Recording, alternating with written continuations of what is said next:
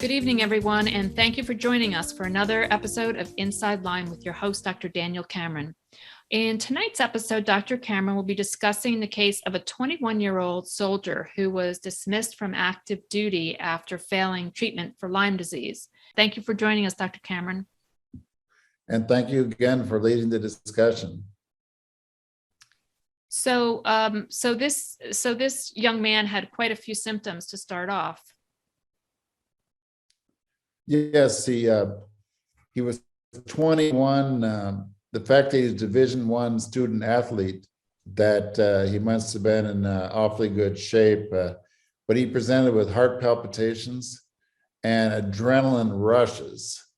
And they thought originally it was stress. I often see patients where they're tired and wired, their immune system is active.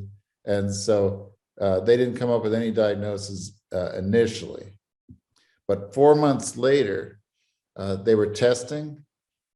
And it's a shame he's sick for 4 months already when he's 21. But they tested and they came up with a positive Epstein-Barr test and a negative Lyme disease test. So he was told that he had Epstein-Barr virus reactivation. And they said, go ahead with rest and recovery. Now, Epstein-Barr reactivation is an interesting and controversial diagnosis because for years they would think it was Epstein-Barr syndrome, that Epstein-Barr would have an acute phase and a chronic phase. But because so many healthy people have a positive Epstein-Barr, it's mired in controversy. They don't really have any great treatments as internists in the pharmacies. So if it's true that there is a component of Epstein-Barr, it's controversial and usually treated by alternative medicine doctors. Now they also mentioned traumatic brain injury. Yeah, the man graduated, so evidently he was able to keep his education going, but he remained on medical leave because his symptoms had not resolved. So at that point, they were calling it, persistent mononucleosis, which is sort of a variant on Epstein-Barr.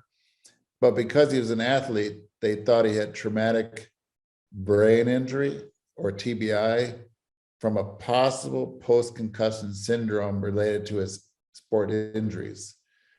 Because there's also kind of a question of if you have a sports, get a concussion, then you get some symptoms. And of course, people who are athletes who get concussions are also athletes that are exposed to Lyme disease, Tick-Borne disease, because they're often playing on grass. But no, at that point, it was just traumatic brain and persistent mono. So his first treatment was rest recovery. Then his symptoms did not improve. And then he was prescribed the oxygen therapy, which is not a lot of individuals know about, but he did not respond well to that therapy. Yeah, I think that, as I said, that the whole issue of chronic mono Epstein-Barr syndrome, internists don't tend to have anything to offer with the traditional pharmacy. So that's why you get into these alternative medicine things. So hyperbaric oxygen therapy, people know it better with someone who has a deep sea bends when they come up, or sometimes wound infections. So there was a theory in Texas, someone who had proposed that maybe it'll work, and it increased the oxygen in a tissue and it might work. But he stopped it after 2 sessions because it led to heart palpitations, flank pain, myalgias, and neuropathy.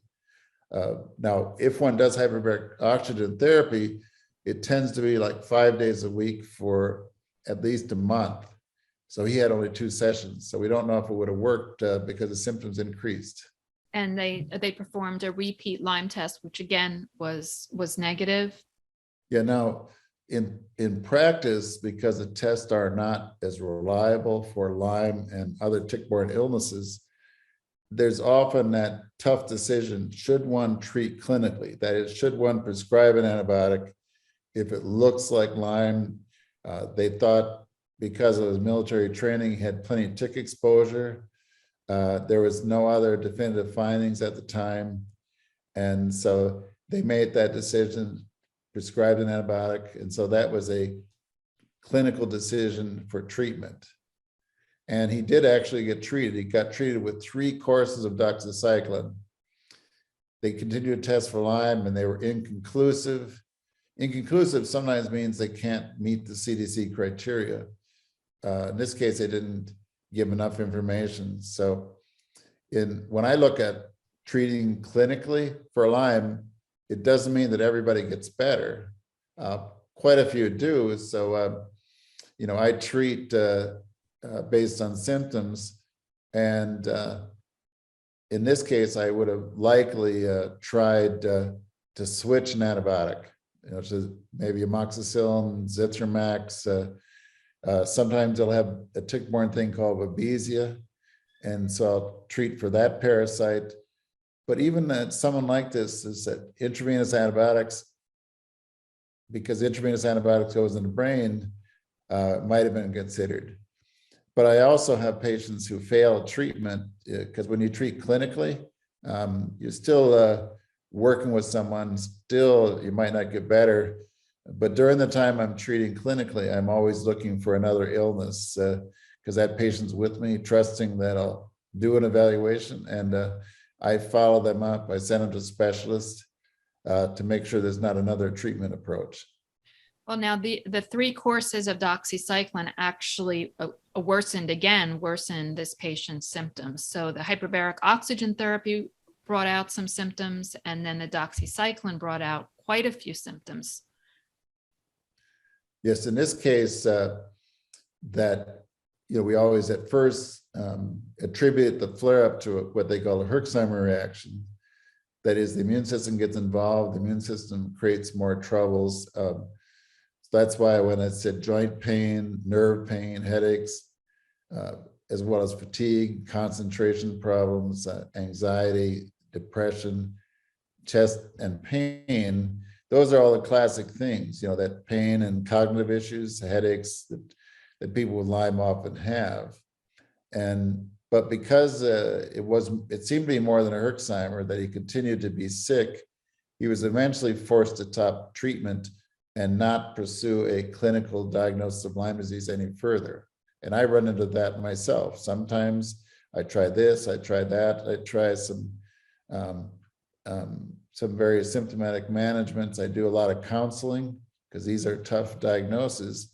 And I still find that some people fail treatment. Well, as you mentioned, he just had that one antibiotic, so they didn't try anything else. But then he went on to a functional medicine doctor who treated a little bit differently, but also struggled with that treatment. Yes, there's always changes in time. These doctors often practice integrative medicine or functional medicine. And so one of the latest things they're looking at is are mycotoxins, are there mold issues? Are there questions with this gene mutation called MTHFR? In this case, they had an abnormal urine panel for mycotoxins. And so there's just a whole range of tests that are being introduced, trying to see if there's a way to come up with objective criteria for other kinds of illnesses.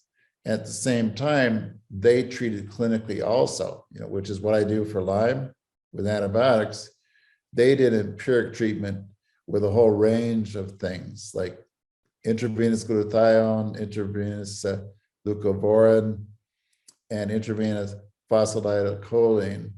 And after minor improvements in fatigue and stamina, after 3 months, he stopped due to the cost. Now, I find IV glutathione helps my patients if they go to integrative medicine doctor, but the frustration is that it doesn't change the overall course. Often they're within a couple of days, all the symptoms come back. So it's so frustrating to not have that intravenous glutathione work that they're trying to come up with a glutathione that in a pill. So the stomach eats it up. So they tried liposomal type changes to try to get something that works for the long haul, but that's not working. In this case, though, this gentleman gave it a shot, tried quite a few things, and this doctor also failed.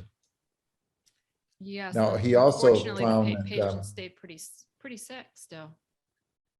right, he's, by the way, the urine mycotoxin urine panel, that test was negative. So that test cleared, but he remained quite sick.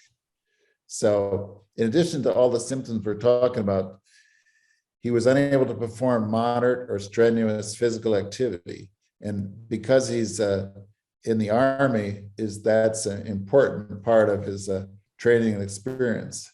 He also had cognitive problems in short-term memory, focus problems that he would have also needed for his career.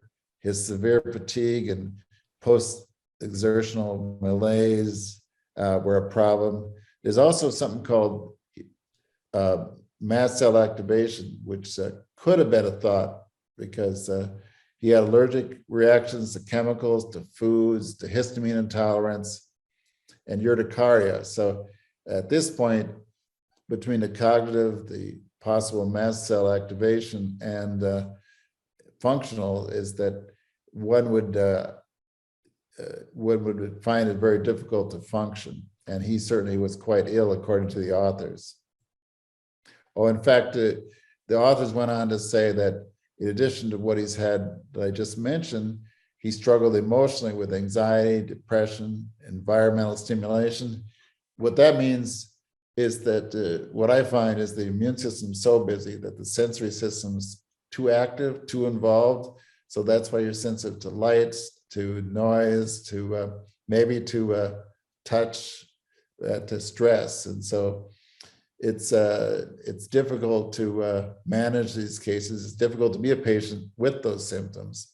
And lastly is that there's also the sick and tired of being sick and tired, because I could tell you that somebody's been sick like this, a 21-year-old man like this, it gets pretty frustrating for them. It's also frustrating for their family, for their friends. In this case, he's in the Army, and other people in working with him must have also been frustrated, or at least worried about him.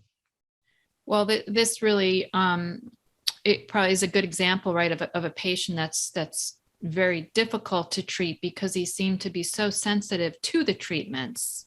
Yeah, that's part of that overactive immune response. And so sometimes you're sensitive to stress, to light, to noise, to all kinds of things, but he also seems to be sensitive to various treatments that he had, so that they decided to try and approach it as chronic fatigue syndrome, or what they call myalgic encephalomyelitis, which is similar to fibromyalgia.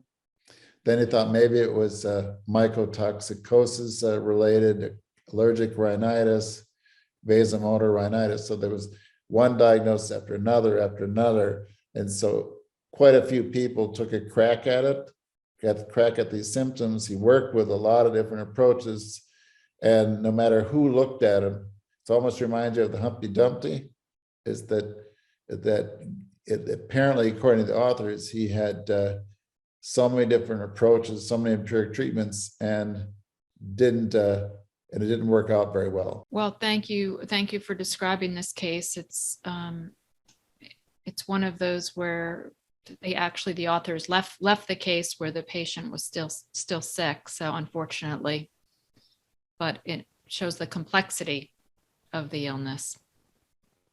And also, this patient eventually, or this soldier was finally considered unfit for duty, despite extensive empiric treatment for a wide range of illnesses. So I wrote a blog earlier about another soldier who was considered unfit for duty also. So Darlene's going to post that with the blog.